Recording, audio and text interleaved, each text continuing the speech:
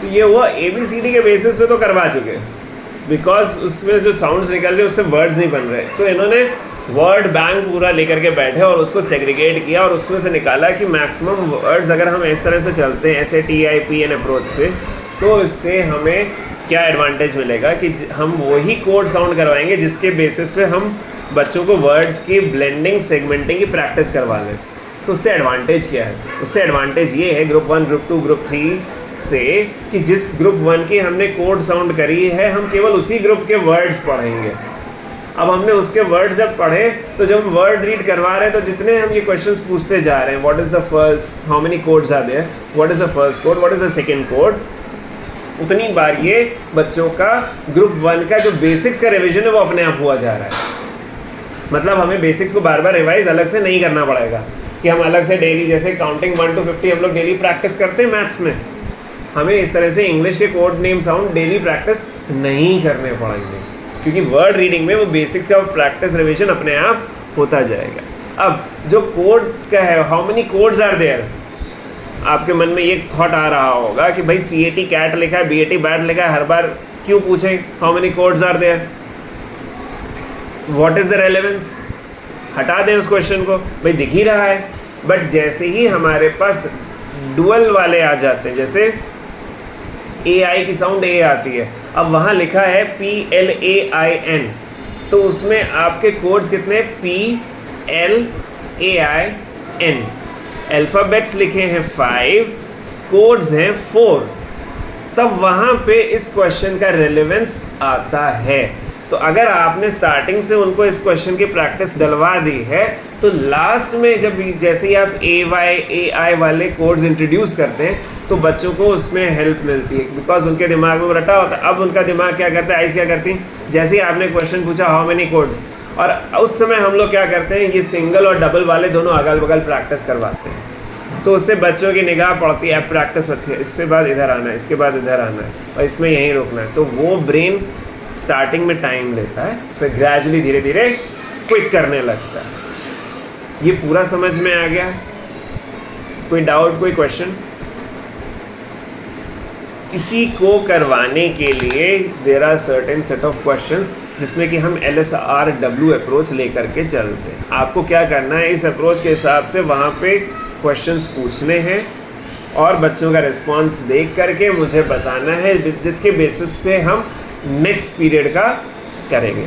अब ये जो मैंने आपको पूरी साइकिल समझाई है स्टार्टिंग से लेकर के एंड तक की, जब आप वो करवा रहे होंगे तो जब हम वर्ड्स इंट्रोड्यूस कर रहे होते हैं तो पहले हम सेगमेंटिंग की जगह CAT कैट पूरा नहीं लिखते, हम पहले लिखते हैं C, फिर हम कहते हैं what is the code name, what is the sound, बच्चों ने बता दिया, ये C हटाइए, S ले लीजिए, what is the code name S, what is the sound okay, now what is the code name A, what is the sound A। अब हम इन दोनों को साथ लिखेंगे और ये अलग CS अलग, A अलग और SA अलग, code name S, code sound S, code name A, code sound A। Now what is the name SA, sound SA।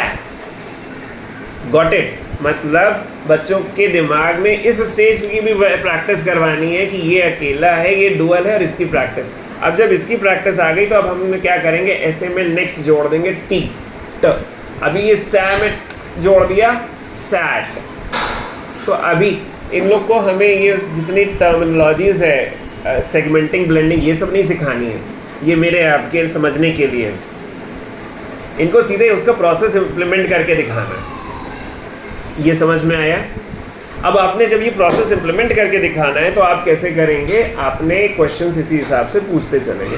अब जब आपने ये पूछ लिया तब आप क्या करेंगे, सैट में अच्छा अब ये घर चला गया तो अब क्या बचा, ऐट। तो अब आपने से स्टार्ट किया था, सै जोड़ा था, सै में ट जोड़ा, सैट हो गया। अब सैट में आपने S ड्रॉप कर दिया, ऐट आ गया। अब आपने क्या करा, इसमें का फ्रेंड P आ गया, इसकी साउंड क्या है, पैट। अब आप क्या करेंगे, जब ये साइकिल समझ में आ गई, सै, ऐ, सै, सैट, ऐट, पैट, अब क्या करेंगे, हम इसके वर्ड्स लिख लेंगे, ऐट, सैट, पैट, जो भी वर्ड्स निकलते हैं, मैट, फिर सिट, पिट, इट, इसकी प्रैक्टिस करवाएंगे। तो पहले हम सब कुछ सीरियल ऑर्डर में करते हैं, क्योंकि ब्रेन सीरियल ऑर्डर में सीखना प्रेफर करता है, पैटर्न में जल्दी सीखता है।